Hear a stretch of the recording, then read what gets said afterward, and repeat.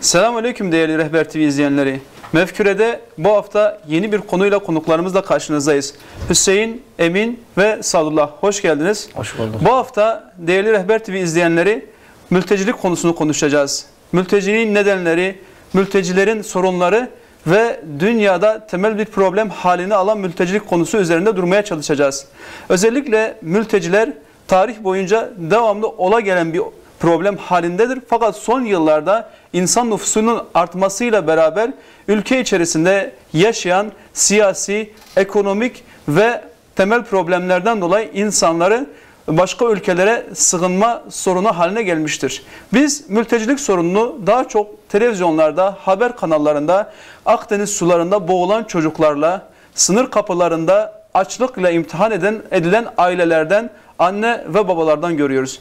Bazen de mültecilik konusunu Macaristan sınırlarında sıkıntı yaşayan insanların dramıyla karşı karşıya kalabiliyoruz, görebiliyoruz, gözlemleyebiliyoruz.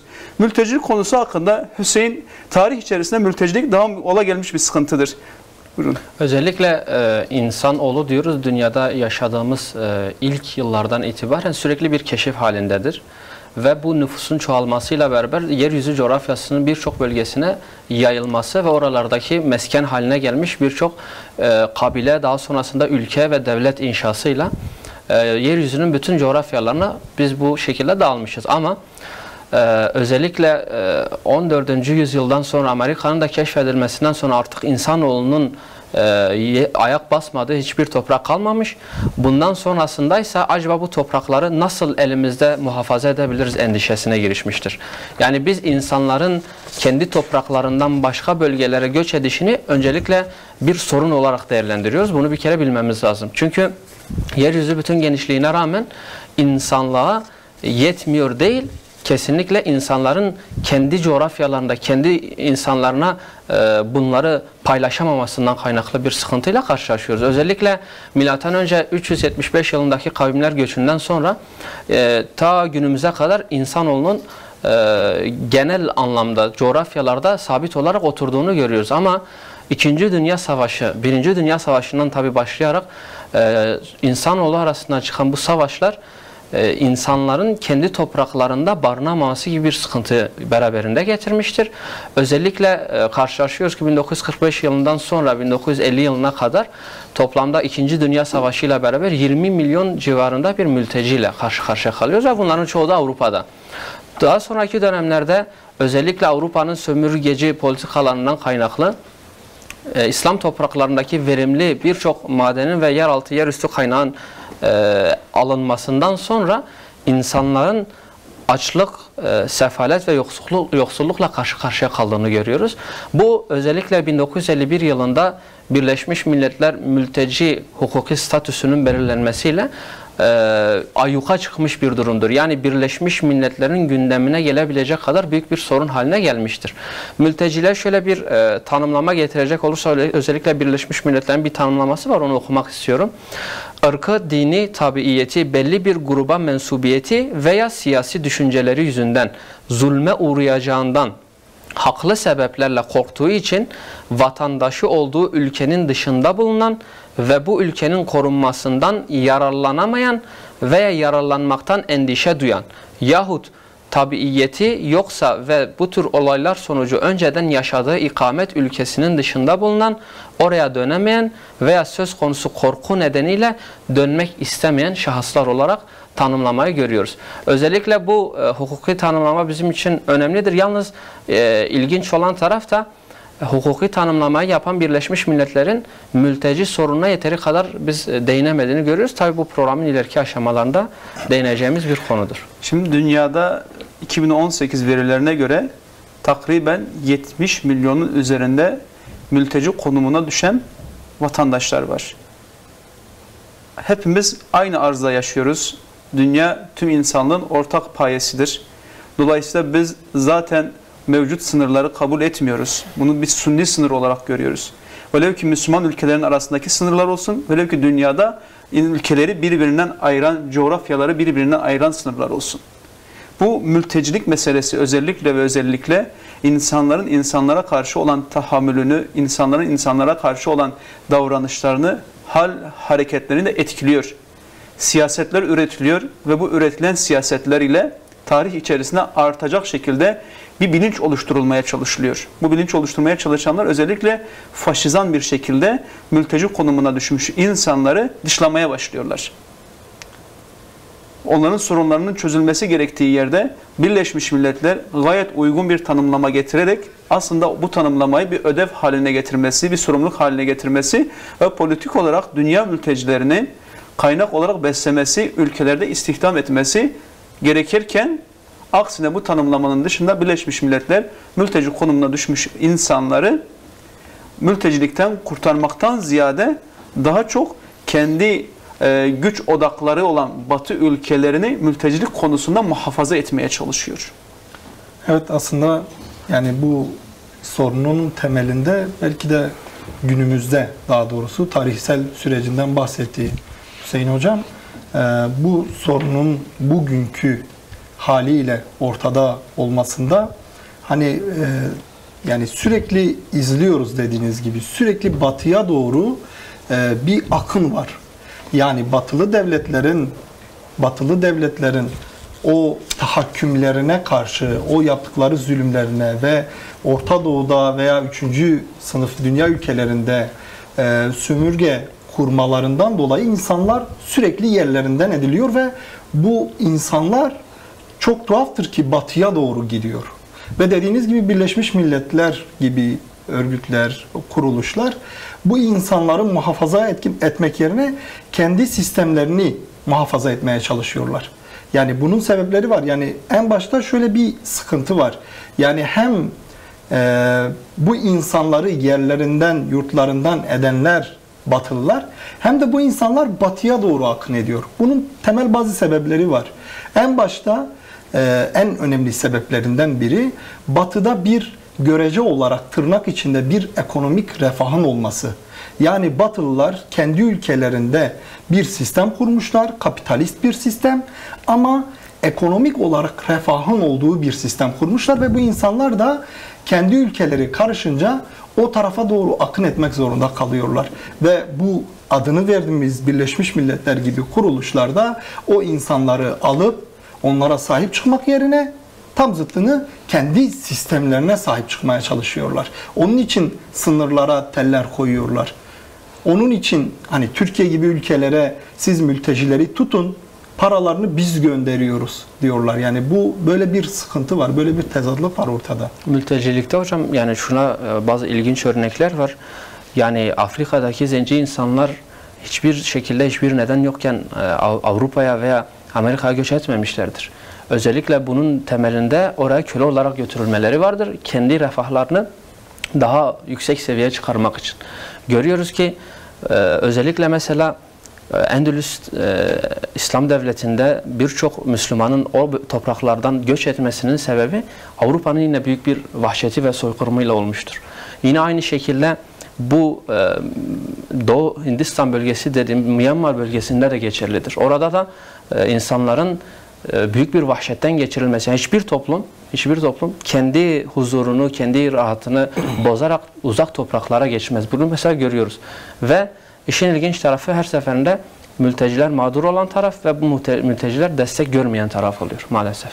Aslında zaten Mütalip Hocam giriş yaparken değinmek istediği şey, yani mülteci sorununun arka planındaki, perdenin arkasındaki boyuta değinmek istedi. Yani biz burada görüyoruz ki küresel devletlerin aslında o ülkelerde çıkarmış olduğu illegal bir savaşın sonucudur. Ya da sizin de bahsetmiş olduğunuz gibi 500 yıl öncesine dayanan bir Afrika soykırımının sonucudur diyebiliriz. Veya Avrupa'daki kapitalist devletlerin ekonomik anlamdaki amaçlarına giden bir sonuçtur diyebiliriz. Yani insanlar evet bugün iltica ediyor, böyle bir gerçek var, ama bu ilticanın arka planındaki durumlara baktığımız zaman da zaten yine bahsetmiş olduğumuz küresel güçleri görüyoruz. Hakeza bugün işte malum ilticanın temel sebeplerinden birini savaşlar olarak hep söylüyoruz. İşte bugün küresel baronların Orta Doğu'ya koymuş olduğu savaşlar, silahlar ilticayı zorunlu hale getiriyor. İşte burada temel değinmek istediğimiz şey, yani bugün insanlar keyfi olarak kendi bölgelerinden, topraklarından ayrılmazlar. Edebi bir söz vardır. Ölüm ile ayrılığı tartmışlar. Ayrılık 50 dirhem ağır gelmiş. Gerçekten insanlar bugün keyfi hiçbir sebeple kendi ülkelerini terk etmiyorlar. Meşhur bir şey var, sosyoloji profesörü Bauman var. Kendisinin bir kitabında aynen geçen ifade şu: bugün iltica etmek zorunda kalan insanların insan hakları tarafından hakları verilmesi gerekirken bugün insan hakları onları bir tehdit unsuru olarak görüyor. Oysa tam tersi olması gerekirdi. Bu insanlar zorunlu sebeplerden dolayı kendi topraklarını terk etmişler. İnsan haklarının temel uğraşısı, amacı zaten bu olması gerekirken tam tersi bir durumla karşı karşıyayız aslında diyebiliriz bunu. Yani aslında arka planından bahsettiniz. Hiçbir insan ya da hiçbir anne evlatlarıyla birlikte günübirlik hayatını devam ettirdiği o küçük yuvasından yollara, hiç bilmedikleri yerlere, hatta feci, trajik sonuçlara gidecek noktalara gitmek istemez.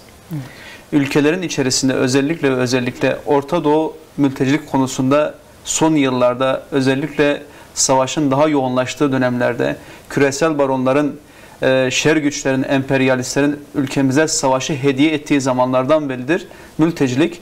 Bir yıl Irak, bir yıl Afganistan, bir yıl Suriye böyle devam ediyor.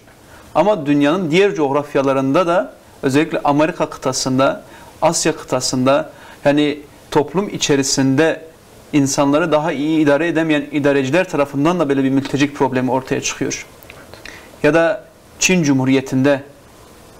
Evet. Yani temelde hocam dediğiniz gibi zaten ilticanın sebeplerine baktığımız zaman aslında güzel bir giriş yaptınız. Bugün daha çok Avrupa'da değil de Orta Doğu'da insanların mülteci konumuna düşmesinin sebeplerinden temel sebebi savaştır zaten. Şimdi geçmiş yıllarda yapılan istatistiklere baktığımız zaman özellikle 1970 ile 90 yılları arasında bir istatistik tutulmuş.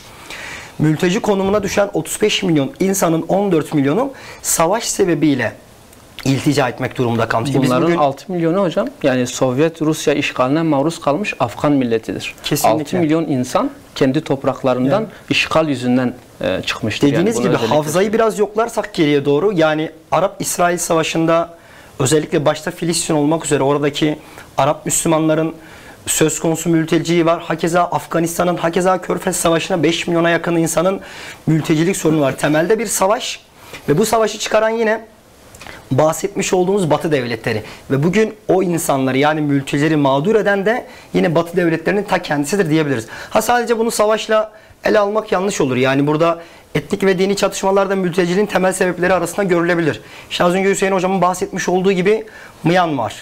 Yani orada Budist rejiminin Myanmar güçlerine, yani Afrika'daki etnik ve dini sebeplerden dolayı Hristiyan Budist rejiminin Myanmarlı insanlara yapmış olduğu yani vahşi katliamlar söz konusu ve bunlar bütün dünyanın gözleri önünde oluyor. Hiç kimse de hiçbir şekilde sesini çıkaramıyor. Yani biz baktığımızda en acı vahşetler yaşanıyor Myanmar'da. 1-1,5 milyona yakın insan mülteci konumuna düşmüş. Mülteci durumuna düşerken yolda karşılaşmış olduğu insanlar, birçoğu Bangladeş'e giderken Körfez'de boğulanlar oluyor. Kalanlardan yine hakeza 140-150 bin civarı insan kampta kalıyorlar. Mülteci kampında oradaki yaşamış olduğu şeyler de içler acısı zaten. Oradaki dram içler acısı. Bunlar dünyanın gözü önünde oluyor. Ne zaman ki medya biraz daha yansıyor, belki 3-5 gün vicdanlarımız sızlıyor ama nedense aradan zaman geçtikten sonra unutturuluyor bizlere. Bunları hiçbir zaman unutmamamız lazım. Gündemde tutmamız gerekiyor diye düşünüyorum. Birçok sebep var saymış olduğunuz gibi, özellikle Doğu Türkistan gibi kendi rejimlerinin baskılarından dolayı ülkelerini terk etmek zorunda kalmış insanlar var.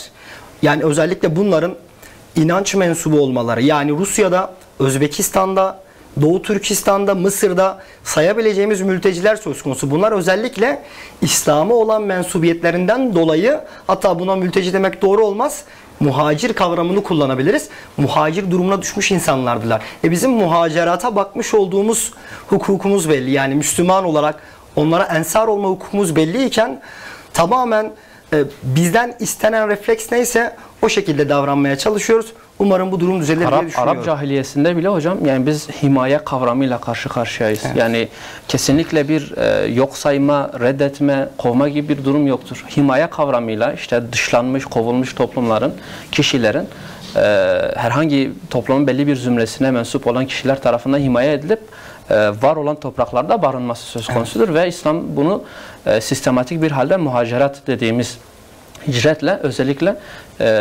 daha da yerleştirmiştir. Yani biz şu an son 200 yılda neden hani mültecilikle baş edilemiyor diye baktığımızda aslında geçmişte bunun cevabını görebiliyoruz. Yani Müslüman toplumların dünyaya hakim olduğu, dünyaya şekil verdiği dönemlerde insanların özellikle Müslüman güçlere, Müslüman devletlere sığındığını görüyoruz. Yani Avrupa, özellikle Osmanlı'nın Avrupa'da yayılmasında Avrupa halklarının kendi topraklarını, kendi kapılarını Osmanlı'ya açması söz konusu ve bu şekilde ciddi manada ilerlemeler kat ediliyor. Ta Viyana'ya kadar gidiyor. Bunların hepsi sadece savaşla açıklanamaz. Bunlar halkların o dönemki egemen güçlerin tavırlarına göre konumlandığını bize gösteriyor. Eğer o dönemin gücü hangi dönemde olursa olsun merhametle, adaletle ve paylaşımcı bir ruhla hareket etmişse halklar tam tersi olarak dışarıdan oraya göç etme gibi bir yaklaşım sergilemişler. Ama barbarlık, ondan sonra kendisi dışındakine hayat hakkı tanımayan, sadece kendisini isabetli bir şekilde gören insanlardaysa, güçlerdeyse biz halkların oradan kaçtığını görüyoruz. Yani Avrupa bunun en güzel örneğidir. Daha 100 yıl öncesine kadar dünyaya demokrasi dersi vermesi gereken Avrupa'dan 20 milyon insanın biz mülteci yoluyla kaçtığını görüyoruz. Bu bize bariz bir rakamdır. Yani biz aslında hepsini belki bir özet şeklinde olacak ama mültecilik bir neden değil, bir sonuçtur. Zulümlerin sonucu, sömürgenin sonucu, dış başka güçlerin, hani egemen güçlerin küçük ülkelere veya ekonomisi az gelişmiş veya geride kalmış ülkelere müdahaleleri sonucunda ortaya çıkmış, özellikle son yıllardaki mültecilikten bahsediyorum. Bu kavram yani bir sonuçtur, bir şeyin sonucudur. Yani bazen hani özellikle medyamızda görüyoruz, mültecilik konuşulurken bütün kötülüklerin anasıymış gibi anlatılıyor ama bu durum böyle değil yani. Her şeyin sebebi onlar değil. Onlar bir şeylerin sonucunda bu durumdalar. Siyasi arenada aslında dünya 5'ten büyüktür mottosu vardır. Hep bu sloganı çok kullanırız biz ama esasında bu böyle olmuş olsaydı, yani mülteciliğe ve insan haklarına şekil veren, bunun rolünü biçen egemen güçler olmamış olsaydı dünyanın 5'ten büyük olduğunu, yani bu dünya herkesin arzıysa herkesin bu dünya üzerinde bir hakkının olduğunu ispatlayabilseydik, bu yönde bir çabamız olmuş olsaydı aslında bu mağduriyetler yaşanmamış olur diyebiliriz rahatlıkla hocam. Aslında dünya kendi ülkesinden zorunlu bir şekilde göç eden kişilere mülteci diyor. Onların doğal bir hakkı var. O da seçtiği ülkeye gittiği zaman o ülke onun ihtiyacını giderir, onu istihdam eder. Evet. Ama malumunuz Müslümanlar bunu çok iyi bir şekilde pratize etmişler. Müslümanların Mekke'den Medine'ye göçü muhaciret olarak tanımlanmış, hicret olarak tanımlanmış ve İslam hukukunda muhacir ve ensar kardeşliği tesis edilmiş bu göçün sonucunda, bu muhaciretin sonucunda. Nihayetinde Müslüman ülkelerden özellikle idarecilerin, savaşların sebebiyle başka ülkelere göç eden kardeşlerimize, dindaşlarımıza biz muhacir, ensar nazarıyla bakıyoruz. Bizim için onlar muhacirdirler. Ve biz de onların ensarı olmalıyız. Fakat dünyanın farklı bölgelerinde özellikle bu tarz sıkıntılar ve sorunlar var. Fakat bu tarz sıkıntı ve sorunları körükleyenlerin ne yazık ki Batı menşei veya Batı gibi düşünenler olduğunu görüyoruz. Hocam şimdi bu mültecilik sorununa baş edilememesinin aslında nedenine baktığımızda neden Batı mülteciliği kendi gündemine getirmiştir? Batı özellikle İslam topraklarında İslam kültürüyle uyuşmayan insanların bu topraklarda barınamadığını gördüğünden dolayı mültecilik dediğimiz kavramla aslında siyasi sığınmacılığın önünü açmıştır.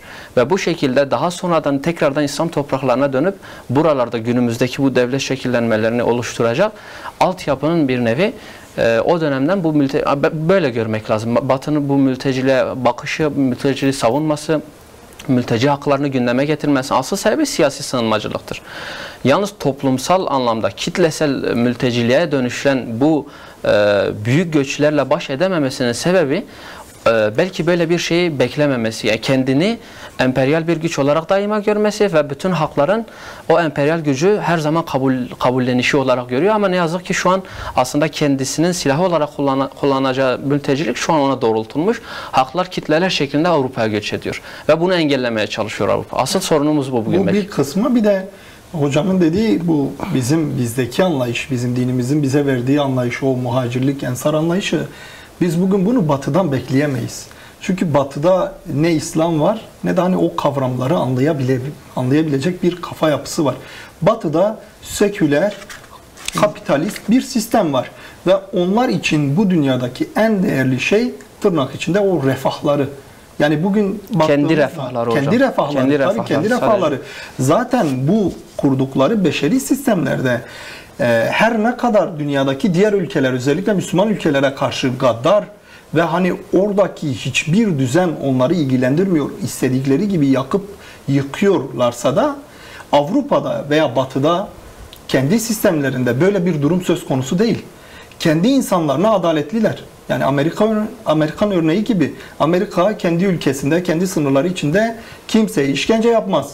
Ama başka ülkelerde kurduğu üslerle işkence yapar. Yani aslında kendi içlerinde birbirleri arasında görece olarak adiller.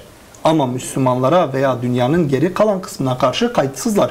Bugün en hani refah seviyesi olarak, ekonomik refah seviyesi olarak dünyanın böyle en tepedeki ülkeleri İskandinavya ülkeleri. Ama baktığımızda İskandinavya ülkeleri hiçbir şekilde mülteci kabul etmiyor. Ne halkı kabul ediyor ne devleti kabul ediyor. Çünkü kurdukları sistemi bozacaklarına inanıyorlar. Refahlarının bozulacağına, ekonomilerinin bozulacağına, neticede 50 bin hani kişi başına düşen milli gelirleri 50 bin dolarların üstünde olan ülkeler bunlar. Ve bunlar bin gibi küçük bir miktar mültecinin dahi ülkelerindeki sistemi bozabileceğine inanıyorlar. Tabi bu sadece işi yani sadece ekonomik ayağına oturtup işte sadece budur demek de yanlıştır. Sadece ekonomi değil. Batılıların demografik kaygısı var. Özellikle sağ milliyetçiliğin yükselişte olduğu Avrupa'da bunlar doğudan gelebilecek bir akımda Batı'nın da İslamileşmesi, İslamlaşmasının gibi bir tırnak içinde tehdit olarak kendilerine bunu görüyorlar. Bu kaygılardan dolayı da mültecilere karşı bu kadar sertler. Yani bir sebebi de budur. Eminim hocama bir ek yapmak istiyorum. Yani bu anlamda bizim Batı'dan çok fazla beklentimiz yok dedi. Netice itibariyle muhacir ve ensar hukukuna vakıf değiller ve Müslüman devletler değiller. Nispeten doğru ama bütünüyle katılmak da doğru olmaz. Neden doğrudur? Avrupa'da bugün bireyci kültür hakim. Dolayısıyla insanlar kendi çıkarlarını düşünürler. Başkalarının menfaatlerini düşünmezler. İslami olarak tabii ki de bir referans olmamaları bu anlamda bir dezavantaj olabilir ama bugün dünya ekseninde bir insani refleks vardır. Yani insan hakları bildirgesi denen bir şey var. Dolayısıyla biz onlardan böyle bir muhacir edebinde bir karşılık beklemiyoruz. Öyle bir beklentimiz de yok ama en azından tırnak içerisinde insan etiğine uygun bazı şeyler yapılabilir. Yani bu seviyenin altında bir şekilde mülteci karşılamalar aslında bizim ağrımıza giden şey diyebiliriz. Yani bizim bu beklentimiz haklı bir beklenti, hakkımızdır da. Çünkü onların bu ekonomik müreffeh hayata ulaşmaları bizim topraklarımızdan aldıkları ham maddelerle gerçekleşmiştir. Aynen öyle. Bizim işçi gücümüzü kullanarak gerçekleşmiştir. Yani biz onların el işi diye tabir ettiğimiz bütün işlerinde varız ama müreffeh hayata ortak olma noktasında yokuz. Biz buna itiraz ediyoruz. Hocam hem Afrika'yı soykırıma uğratırken topraktaki minerallere kondular. Yetmedi o insanları da sömürüyorlar. Enerjilerini, eforlarını yine kendi işlerinde çok ucuz bir işçi karşılığında sömürüyorlar diyebiliriz aslında biz buna. Şimdi bu 1948'de ilan edilen insan hakları bildirgesinde kendi tanımlamaları iltica hakkı hakkında şöyle bir ifade kullanıyorlar. Herkes zulüm karşısında başka ülkelerde sığınma talebinde bulunma ve sığınma olanağından yararlanma hakkına sahiptir. Fakat Batı kendi ülkesinde özellikle yani şu an insanların çok fazla yoğun bir şekilde Avrupa'nın sınırlarında, Avrupa ülkelerinin sınırlarında yığılmaların nedenlerinden biri de bu olsa gerek. Özellikle The Guardian 2018 Nisan ayında bir araştırma yapıyor. Fransızlara soruyorlar, sizin ülkenizde kaç Müslümanlar var? Halkı medya aracılığıyla bir zan oluşturmuşlar. %23 var diyorlar. Ama gerçekte ise %8. Belçikalılara soruyorlar, %23 diyorlar. Ama gerçekte %6. Kanadalılar %18 diyorlar, gerçekte %2. İngiltere %16 diyor, gerçekte %5. İspanya %14 diyor, gerçekte ise %2'ymiş. Yani bir algı oluşturulmaya çalışılıyor. Yani mültecilik probleminin insanlığın temel sorunu haline gelmesi, insanlık adına oluşturulmuş olan platformlar, Birleşmiş Milletler, Arap Birliği, Avrupa Konseyi gibi platformların bu sorunu derhal çözmesi gerekirken bu toplumlar, bu devletler kendi toplumlarında medya aracılığıyla bir algı oluşturmaya çalışıyorlar. Medya aracılığıyla şöyle bir algı, İngiltere'de yazılıyor. Mülteciye karşı algıya dikkat çekmek istiyorum. Diyor ki mülteciler tüm balıklarınızı bitirecek, İngilizlere balık kalmayacak. Düşünün yani bu kadar abes kaçabilecek kadar meseleyi haber haline getiriyorlar. Maalesef aynı durum hani batıda İslam geliyor işte zaten doğum oranları ortada, nüfusun artış oranları ortada. Özellikle Avrupa ülkelerinde işte bir süre sonra hani biraz zaman geçtikten sonra Müslüman nüfusunun işte batılı, Avrupalı, Hristiyan nüfusunu geçmesi gibi bir korku oluşturuyor. Bu sadece Avrupa'ya da has bir şey değil yani. Aynısı Türkiye'de de var. Türkiye'de de şu anda özellikle biraz daha milliyetçi diyebileceğimiz, biraz daha aslında ırkçı diyebileceğimiz fikre sahip insanlar bu ülkede işte bir 10 yıl sonra, 15 yıl sonra işte tamamen ülke nüfusunun yarısı Arap olacak, Araplaşacak. Suriyeliler geldi, işte ülkenin yarısı Suriyeli oldu. Bu Suriyelilerin doğum oranı çok yüksek. İşte nüfusları bizi geçecek şeklinde propagandalar yapıyorlar. Yani bu sadece batıya da özgü bir şey değil. Yani aynısı bu topraklarda da yapılıyor. Aynısı burada da yapılıyor. Zaten medya işi götüren medya. İşi yapan medya. O gücü elinde bulunduranlar bu işin başında maalesef. Tabii Türkiye konusunda da Türkiye aslında son yıllarla birlikte dünyada en fazla mülteci kabul eden ülkelerden biridir. Yani Suriye 2013'te başlayan Suriye meselesiyle birlikte Türkiye'de bulunan mültecilerin sayısı dünyanın diğer ülkelerinde bulunan mültecilerin sayısından çok çok fazla. Neredeyse yarısı Türkiye'dedir. Aynen, sadece Suriye'de göç etmek zorunda kalan 7 milyon insanın 3 milyon 700 bine yakını Türkiye'de. Aslında biz Batı'yı konuştuk. Batı'daki mültecilerin durumunu konuştuk. Fakat Müslüman ülkeler özellikle dünyada en fazla mülteci ya da tırnak içerisinde muhacir kabul eden ülkelerdir. Evet. Türkiye 1. sırada. 2. sırada kendi nüfusuna göre dünyada en fazla muhacir diyelim kabul eden ülke Lübnan. 3. sırada ise Ürdün. Türkiye 3 milyon 700 bin Suriyeli mülteci olarak kabul ederken Avrupa totalde 1 milyon mülteci kabul ediyor. Böyle bir problem var. Tabii Türkiye'deki mültecilerin durumu da ne yazık ki medyanın kışkırtıcılığı, medyanın sorunları özellikle mülteci kimliğiyle vermesi, insanların mültecilere karşı kışkırtması ciddi bir problem oluşturuyor. Anlatılıyor, İstanbul'da kendi ülkesine diş hekimliği yapan bir Suriyeli vatandaş anlatılıyor. 6 ay boyunca kaldığı apartman dairesine ailesiyle birlikte girdiği zaman apartman dairesinin çıkış kapısından bahsediyorum. Ya da giriş kapısında ayakkabılarını çıkarır, 6. kat olan çatı katına girer, o şekilde ayakkabılarını evine bırakırmış.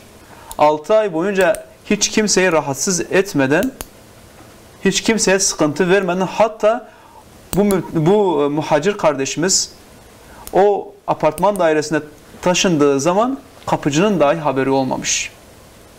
Ama ne yazık ki ülkemizde mültecilere karşı medya aracılığıyla ciddi bir kışkırtıcılık yapılıyor.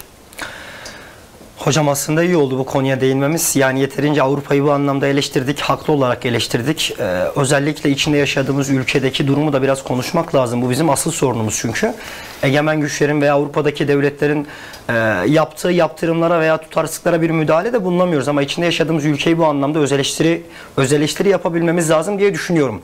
Öncelikle medya organlarının bu kışkırtıcı ve fitne organı olarak yaymış olduğu çırtkanlıklara geçmeden önce Türkiye'nin devlet olarak mültecilere karşı tavrı, duruşu nedir? Bunun üzerinde durmak lazım. Aslında batılı devletlerin tek tek ismini almaya gerek yok. Burada zaten zikrettik ve bunlara karşı tutumlarının şartlarını konuştuk. Ama maalesef ki Türkiye'de çok benzersiz görünmüyor. Nispeten onlara göre biraz daha iyi olsa da yani biz diyoruz ki Türk halkları Müslümandır. Devlet olarak da nispeten yani hükümet bağlamında, iktidar bağlamında söylüyorum, muhafazakar bir çevrenin desteğiyle yükselmiş bir hükümetten bahsediyoruz. Yani Türkiye'nin bakış açısı tamamen muhacir ensar kardeşliği, Müslüman kardeşliği veya Peygamber Aleyhisselam'ın dediği gibi Müslümanın derdiyle dertlenmelidir bakış açısıyla bakması gerekirken buradaki sığınmacıları veya mültecileri kabul etmesi acaba gerçekten samimi olarak kabul edişiyle alakalı bir durum mu? Yoksa egemen güçlerin kendisine biçmiş olduğu bir rolle alakalı mı? Bunu biraz açmaya çalışacağım. Bugün baktığımız zaman aslında mültecilerin ağzına parmakla bal sürmüş gibi görünse de esasında istenilen düzeyde onların haklarını yerine getiren bir devletle karşı karşıya değiliz maalesef ki. İşte hükümet cephesinde diyoruz eğer böyleyse, yani iktidarı biraz daha muhafazakar olan bir gücün mültecilere karşı yaklaşımı buysa endişemiz odur ki bugün Suriyelileri veya mültecileri kendi devletimizde istemiyoruz diyen ana muhalefet partileri yarın öbür gün iktidar olursa durum çok daha içler acısı duruma gelir. İşte biz bugün medya organını temel olarak ele alıyoruz. Çünkü medya bu işin ana gündeminde. Gerek ana medya olsun, gerek çevrim içi sosyal platformlar olsun. Baktığımız zaman fitne ateşini bu anlamda mültecilere karşı kışkırtkanlığı yayan fitne ateşinin temel sebebi budur. Bugün ana medyayı açtığımız zaman bakıyoruz Türkiye'de bir işsizlik sorunu var. Sanki bu işsizlik sorunu önceden yokmuş da tamamen Suriyeli sığınmacıların, mültecilerin gelmesiyle beraber başlanmış ya da şiddet. Bu işsizlikte hocam yani şuna değineyim. Yani evet işsizlik problemi var, yalnız var olan çalışanların çok daha düşük ücretli bir şekilde çalıştırılması bu toplumsal anlamda evet, bir tepkiye yol açmış. Yani buna özellikle değinmek lazım. Yani bu ciddi bir sorun. Çünkü yani bir ülke bazında 100 binlik, 200 binlik bir göç almak mesela tolere edilebilir bir durumdur. Ama yani 3.700.000 rakamından bahsediyorsak bu gündelik normal işlerde dahi çalışan insanların yani bu ücret anlamında ciddi sıkıntılarla karşılaşmasına neden oluyor. Böyle bir şeye girersek bu sefer kar zarar hesabına gireceğiz ki bu çok sıkıntılı bir konu. Yani mülteciler kar mıdır zarar mıdır diye, işveren için kardır ama işçi için zarardır. Yani kar zarar hesabına girmeden aslında yeterince olması gerektiği kadar biz ilgileniyor muyuz? Yani mesela muhafazakar bir hükümetin iktidarda olduğu bir ülkede yaşıyoruz. Yani burada gerçekten saf bir İslami duruşla bir hani muhacir, ensar ilişkisi içerisinde mi devlet, ülke, hükümet alıyor bu mültecileri, yoksa başka sebeplerden dolayı? Mesela geçen günlerde hani hala gündemde bazı açıklamalar oldu. Gerçekten İslami açıdan ve insani açıdan da çok sıkıntılı açıklamalar. Bunlardan biri şantaj, belki biraz ağır olacak ama şantaja varacak şekilde eğer siz böyle yaparsanız kapıları açarız, mültecileri göndeririz şeklinde bir açıklama yapılması sıkıntılı bir durum olduğunu gösteriyor. Siyasi malzeme olarak kullanılıyor. Siyasi malzeme olarak kullanıldığını gösteriyor. Aslında ben Hüseyin hocamın dediğine katılıyorum. Biraz gerçekçi olmak lazım. Yani işte ülkemize gelen milyon küsur mülteci hiçbir problem teşkil etmiyor demek gerçi aykırıdır bence de. Ama Türkiye'de var olan sorunlar sanki onlar geldikten sonra başlamışçasına bir gündem yaratmak doğru değil. Doğrudur, bugün asayiş problemleri oluyor, ekonomik problem oluyor, sosyo-kültürel problemler oluyor. Ama bunun istatistiksel anlamda da sonuçlarına bakıldığı zaman %1'in altında düzey. Yani zannedersiniz ki Türkiye'de her şey daha önceden çok tıkırında işiyordu, huzurumuz mükemmeldi. Suriyeli mülteciler ve diğer mülteciler geldikten sonra her şey tepetaklak olduğu gibi bir algı var. Bu tamamen medyanın alttan işlemiş olduğu ve bilinçaltımıza yerleştirilmiş olduğu şeydir. Şimdi medya bunu yapınca haliyle mikrofon sokaktaki insanlara uzanınca insanların ağzından çıkan sözler de onun birer yansıması oluyor. İşte Suriyelilere bakış açınız nedir dedikleri zaman işte onlar işsizlik çıkardılar, her gün olay çıkarıyorlar, ülkemizden çıksınlar gibi bir algı oluşuyor. Bu algı yanlış. Yani önceden her şey asayiş berkemal değildi. Daha önce de problem vardı. Yani burada özel olarak belki medyanın neden Türkiye, özel olarak mı Türkiye göç etme gibi algı oluşturma gibi durumu var. Yani mültecilikte biz veya muhacir kardeşlerimiz, özellikle Suriyeliler için söyleyecek olursak yani bir kavram var. Bir ülke ya geçiş ülkesidir. Yani başka asıl ulaşman gereken ülkeye bir aracıdır veya senin gitmen gereken ülkedir. Yani varış ülkesidir. Evet. Türkiye'yi biz bu anlamda bir varış ülkesi olarak değerlendiremeyiz. Türkiye asıl olarak mülteci göçünün kitlesel anlamda varmak istediği Avrupa'ya bir geçiş ülkesidir. Evet. Normal şartlarda öyle. Ancak bugün Avrupa'nın kapıları kapalı olduğu için ve hiçbir ülke mülteci kabul etmediği için geçiş ülkesiyken varış ülkesi noktasına geldik. Evet. Neticede sadece Yani mültecilerin Suriyeliler tercihi değil. Bu tabii tercih bu zorunluluk. Evet. Çünkü Avrupa almıyor. Evet. Avrupa ülkeleri şöyle bir anlaşma yapmışlardı geçtiğimiz dönemlerde. En azından Akdeniz'den kurtulan mültecileri alalım diye bir anlaşma yapmışlardı ama daha sonrasında birçok özellikle başında İskandinav ülkeleri işte İsveç, Norveç, Finlandiya, Danimarka bu ülkeler kabul etmiyor. Bu Kurtarılan deniz, tabii denizden kurtarılan mülteciyi dahi kabul etmiyor. Kim kabul ediyor? Yunanistan. O da bir adada bir toplama kampı şeklinde bir kamp yapmışlar. Oraya alıyor. Ve şu an oradakileri de kovmaya çalışıyor aslında. Onun için varış ülkesi değildi. Geçiş ülkesiydi ama maalesef varış ülkesi evet. şeyine geldi. Geçiş ülkesinde hocam şey olarak niçin? Hem deniz dediniz çok önemli bir nokta. Eğer bugün varış ülkesi olsaydı Türkiye deniz yolu kullanılmazdı. Deniz yolu üzerinden binlerce insan ölümü göz alarak o kadar uzak mesafelere yolculuk yapmazdı yani. Bunu göz önünde bulundurmamız lazım. Ve özellikle Türkiye'de tıkanmak yerine ölümü göze alarak deniz yolculuğu yapmak demek başlı başına yani biz aslında Türkiye değil asıl varmak istediğimiz yer farklı yerlerdirin ispatıdır yani. Hala da biz bunun acısını yaşıyoruz. Tabii biraz da aslında şeyde kaldık gibi yani böyle olayı Suriyeli mülteciler üzerinden değerlendirdik Türkiye'nin bakışı olarak. Sadece bu değil yani. Bugün Afganistan'da buraya, Doğu Türkistan'dan buraya, Özbekistan'dan buraya ve Mısır'dan buraya tamamen inancından kaynaklı şartlardan dolayı sığınmış olan mülteci konumundaki kişilere karşı Türkiye'nin durduğu nokta hiç iyi değil. En son işte gündeme yansıyan bir olay vardı. İşte Mısırlı mülteci bir gencin uçaktayken kendi ülkesine iade edilmesi. Ki Türkiye şunu çok iyi biliyor ki oraya iade edildiği zaman bu insanların o despot rejimlerde, o baskıcı liderlerin huzurunda ne gibi zorluklar yaşayacağını çok iyi biliyoruz. Yani onlar ya cezaevlerine atılacaklar ya işkencelerle karşı karşıya gelecekler. Böyle bir durumun farkında olunduğu bilinmesine rağmen imzalamış olduğu bazı hukuki anlaşmalardan dolayı Türkiye'nin bu Müslüman kardeşlerimizi kendi ülkelerine iade etmesi gerçekten kınanması gereken durumlardan bir tanesidir. Aslında Türkiye genelde bakıldığı zaman sığınmacı olarak, mülteci olarak veya da muhacir olarak aldıkları insan sayısı çok az değil. Evet bir takım problemler var, yeterli olmayabilir. Fakat yine bir tampon bölge oluşturma girişimleri de olabilir. Ortada aslında gelen insanlarla beraber gelen bir dram var. Ortada bir insanlık dramı var. Yani ortada insanlığı ya da insaniyeti ile ilgilendiren bir durum var. Babanın kucağında iki çocuk Akdeniz sularında yaşam ile hayat arasında, yaşam ile ölüm arasında cederleşiyor. Aslında bu dramı da görebilmek lazım. Yani bir empati kurabilmek lazım. Evet.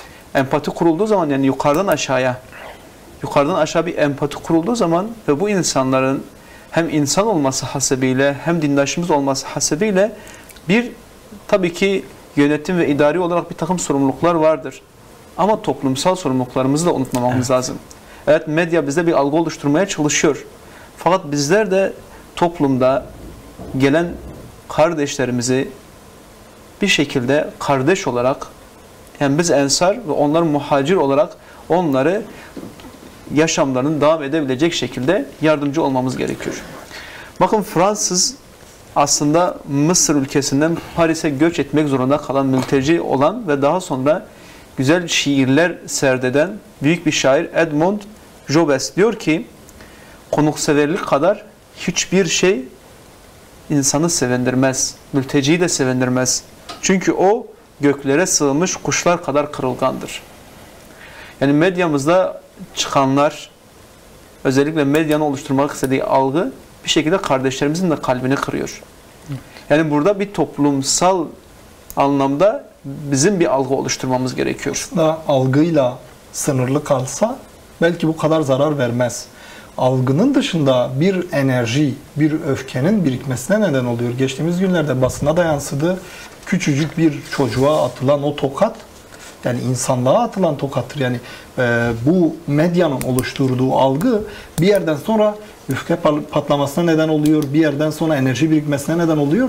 Ve bu farklı şekilde ortaya çıkıyor. Yani bazı yerlerde görüyoruz ki Türkiye'li, yani yerli insanlarla Suriyeli mültecilerin kavga ettiklerini, yani sıkıntılar çıkardıklarını birbirlerine, bu şekilde de bunları görüyoruz. Yani bu algı daha kötü şeylere neden olabiliyor. Yani burada gerçekten Müslümanın kanı ucuzdur diyorlar ya. Yani bu mültecilik durumunda rahatlıkla görüyoruz. Maalesef ki söz konusu bizim coğrafyamızın, bizim inancımızın insanı olunca Batı bunu çok iyi geçiştiriyor. Çok çok iyi bir şekilde. Ama söz konusu aynı kişi veya durum Avrupa'nın bir vatandaşı yaşamış olsa Batı bunu belki yıllarca gündeminden çıkarmaz. Yani bu içler acısı durumu biz nadiren gündemde görüyoruz. Örnek veriyorum, bir Aylan bebek gündeme yansıdı malumunuz. Bodrum'un kıyısında ölü bir vaziyette bulundu ve malum resim sosyal medyaya yansıdı. İnsanlar 3 gün 5 gün vicdanlarının sızladığını gördüler. Ama o da bir süreden sonra gündemden yine kaldırıldı. Yani bunu sadece Aylan bebek yaşamıyor aslında. Biz mültecilerin iltica ederkenki sorunlarının yanı sıra iltica ettikten sonraki sorunlarını ve içler acısı dramını konuşsak inanın saatlerimizi alır. Yani onların o botlarda soğuk demeden, sıcak demeden aç bir şekilde günlerce bekletildiğini biliyoruz. Hatta sahil güvenlik elemanlarının bilinçli bir şekilde o insanların botlarını patlattığını, yani bizler emin olun ki düşmanlarımız dahi olsa öyle bir inanışa sahibiz. Hiçbir insanı ölüme terk etmeyiz. Öyle ki bunlar düşmanlarımız olsa veya İslam inancına göre müşrik dahi olsalar, onlar o emana gelmişse biz onlara bu fırsatı veririz. Ama bugün Avrupa'da da Türkiye'de de iltica ederken karşılaşılan sorunlara baktığımız zaman insan kaçakçılarından tutun, kullandıkları yelekler en adi yelekler, en ucuz yelekler, yani insan ölümüyle karşı karşıya bırakılıyor. Hakeza botlar yine öyle. O botlar kendi potansiyelinden çok daha fazla bir insanla taşımaya çalışıyor. Bu iltica ederken ki karşılaştıkları sorunlar. Bir de iltica ettikten sonraki sorunlar söz konusu. Yani biz burada hep sorunu sanki mülteciler oluşturuyor gibi bir şey konuşuluyor. Peki mültecilerin karşılaştığı sorunlar nedir? Biraz da buna değinmek lazım. Yani Avrupa için şunu söyleyeyim hocam. Yani mülteci kabul eden Avrupa o mültecileri insan, yani hümanizm çatısı altında kabul etmemiştir. Onları kendi kültürüne, kendi inancına ve kendi değerlerine kabullendirmek için bunu yapmışlardır ve bu kabullenme sonucu görüyoruz ki kamplarında verilen eğitimler, onlara yapılan uygulamalar, tavırlar, yani hepsi özel olarak planlanmış ve en azından bana gelen benim gibi olsun gibi bir strateji benimsenmiş. Aynen. Avrupa'da biz bunu ciddi manada görüyoruz. Kendileri gerek İslam topraklarına gönderdikleri misyonerlerle mülteci kamplarındaki Müslümanların inancını da tehdit ediyorlar. Gerekse de kendi topraklarına kabul ettikleri, kendi topraklarına kadar veya engelleyemedikleri mültecileri kendi inançlarına kabul etmek gibi bir vizyonun içine girmişlerdir. Tabii bu dram aslında dramın da ötesinde çok büyük bir sorun. Sadece dinlerini tehdit etmiyorlar. Aslında Avrupa'da şu an Avrupa'ya göç etmiş, kaçak yollarla olsa veya siyasi olarak iltica talebinde bulunup kabul edilenler dahil bugün hani istatistikler yayınlanıyor, uluslararası kuruluşlar istatistikler yayınlıyorlar. Bakıyoruz ki Avrupa'da on binlerce göçmen çocuk kayıp, mülteci çocuk on binlercesi kayıp. Yani nerede oldukları bilinmiyor. Organ mafyasının eline düştüler, başka odakların eline düştüler, kötü emellerine mi alet ediyorlar? Bu belli değil. Yani bunun üzerine şu an büyük çalışmalar yapılmıyor. Çünkü kimsenin umurunda değil. Hocamın dediği gibi maalesef Müslüman kanı ucuz görülüyor. Aslında mültecilerin çok ciddi problemleri var. Aslında mültecilerin problemleri üzerine ayrı bir program dahi yapmak gerekir. Fakat sonuç itibariyle yeni bir anlayışın oluşması gerekir. Yani çok cesur bir şekilde biz diyebiliriz ki biz yeni bir anlayış oluşturmalıyız. Hem toplumda örnek olabilecek şekilde, hem ülke sathını alabilecek şekilde, hem de dünyada bir anlayışa ihtiyaç var.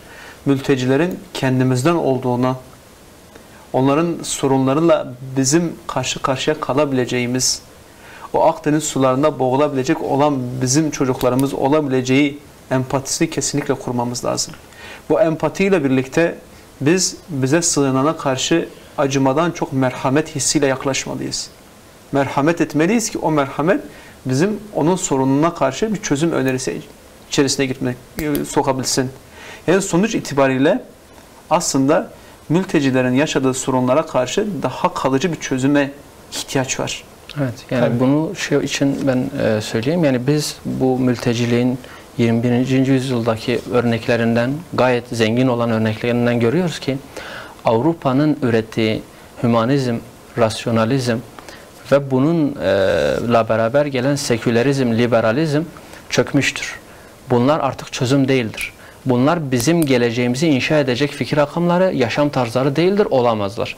Bizim geçmişten aldığımız o kültür ve medeniyetimizle tekrardan insan odaklı, insana değer veren, yani ya eyyühennas'la başlayan ve insanı sadece insan olduğu için onun yaşam standartlarını zulme gitmeyecek bir koşulda üretmemiz lazım. İnsanlara böyle bakmamız lazım. Böyle insanların yetişmesi lazım. Yani kısaca İslam medeniyetinin toplumda hem bireysel hem de kitlesel anlamda yaygınlaşması gerekiyor. Biz merhameti yaygınlaştırmalıyız. Unutmamalıyız ki zaten inancımızda biz ümmet bilincine sahibiz. Ümmet bilincine sahipsek 1,5 milyar insanın her türlü sorunlarına bizim eğilmemiz gerekiyor. Bunlara kulak vermemiz gerekiyor. Gözümüzü bunlara kapatmamamız gerekiyor. Ve bu coğrafya, İslam coğrafyasındaki sınırlar bizim için semboliktir. Bizim için hiçbir anlam ifade etmiyor. Bu bizim kendi temel bakış açımız. Bununla beraber İnsan odaklı eğitimimize her zaman sevgi, merhamet ve umut dolu, daima üretken ve çözüm odaklı yaklaşmamız gerekiyor. Bu bizim belki geleceğe dair sorunları kökten çözmemiz için en önemli nedenlerdir. Yani hiçbir şekilde silah üretmek veya daha güçlü olmakla bu iş çözülemez. Yani dediklerinize aynen katılıyorum. Yani bizim bugün farklı bir bakış getirmemiz gerekiyor. Müslüman gençler olarak, yani bilinçli insanlar olarak özellikle akranlarımız arasında bugün biraz daha mültecilere karşı, bu soruna karşı bir duyarlılık var. Duyarlılıktan kastım biraz daha aslında öfke, biraz daha o biriken enerji gençlerde birikiyor. Bizim onlara bir bakış açısı kazandırarak aslında bunların kardeşlerimiz olduğunu, sınırların sünni olduğunu bunlara aşılamamız lazım. Yani bu empatiyi kurarak bunu yapabilmemiz, bu bakışı oluşturmamız lazım. Söz konusu tabii çözümlerden açılmışken birkaç şey ben de eklemek isterim. Çünkü sorunları konuşarak maalesef bir çözüme varamıyoruz. Netice itibariyle bizler de mülteci bir nebinin ümmetiyiz. Eğer biz muhacirat kavramını arka planda bırakacak olursak Peygamber Aleyhisselam da bir mültecidir. Bunu unutmamak lazım. Biz o peygamberin ümmeti olarak kendimiz de bireysel anlamda bazı çözümler üretebilmeliyiz. Yani her şeyi devletten beklemekte doğru bir anlayış olmaz. Netice itibariyle biz devletin yaptıklarına doğrudan müdahale edemiyoruz. Hepimizin mahallesinde, sokağında, ülkesinde mülteci insanlar söz konusu. Yani birileri onları bu anlamda zor duruma sokuyorsa madalyonun diğer yüzünde bunu rahatlatan insanlar da olması lazım. Yani 300 liralık bir evi 600 liraya kira verenler gibi 600 liralık bir evi sırf zor durumlardan dolayı mahallesine geldiği için 300 liraya düşüren insanlar var.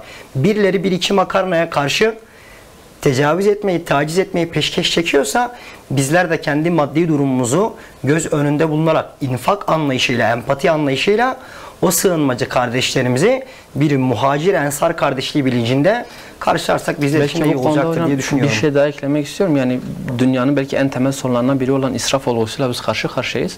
Yani israfa karşı kanaatkar bir şekilde tutum sergilersek sadece israftan arta kalan o miktar bile bugün dünyadaki birçok insanın, yani mülteciliği zaten bir kenara bırakalım, açlık sorunu çeken birçok insanın dahi hayat standartlarını iyileştirecek düzeydedir. Aynen öyledir hocam. Değerli Rehber TV izleyenleri, konuklarımızla bu hafta mültecilik konusunu konuştuk. Detaylı bir şekilde tarih içerisinde mültecilik, Avrupa'da mültecilik, Avrupa'nın mültecilere yaklaşımı, Orta Doğu'da özellikle muhacir olan kardeşlerimize karşı Türkiye'deki yaklaşımı konuştuk. Şunu diyebiliriz ki, herkese şu sloganı yaygınlaştırabiliriz. Ne olur, ne olur bir mülteci, bir muhacir çocuk bir yanlış yaptığı zaman onun yanlışını sanki bizim çocuklarımız daha beterini yapmıyormuş gibi görmeyelim. Ne olur onun başını okşayalım. Onun bir sıkıntısı varsa kendi çocuğumuz gibi onun sıkıntısını giderelim. Etrafımızda, çevremizde bir mülteci, muhacir aile varsa onu kardeş aile belirleyelim. belirli zamanlarla onları ziyaret edelim. Bu sorunu dünyada ve ülkemizde ancak Müslümanlar çözebilir. Biz buna inanıyoruz. Ve bu çözümü de Ensar ve Muhacir kardeşleri içerisinde çözebiliriz diye inanıyoruz. Haftaya yeni bir konuyla buluşmak üzere. Allah'a emanet olun. Does the path we walk on lock around our feet? Does the road become a river with only one destination?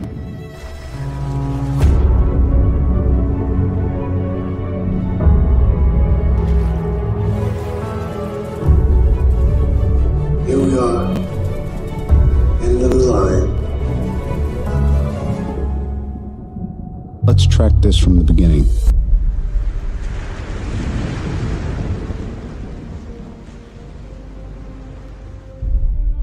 I'm not ready.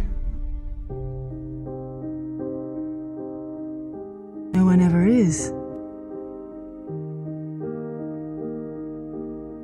There was no other way.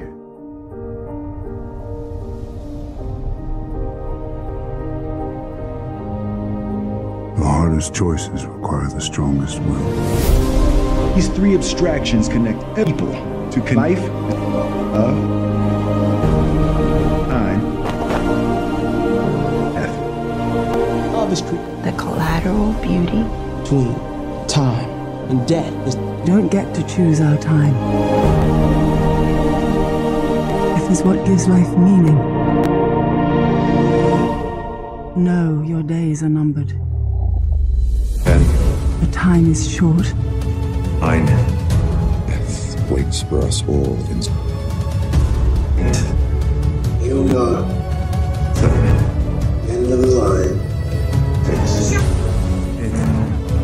not the end. Life can be avoided. It's up to you. Please. Need to help him. Save him.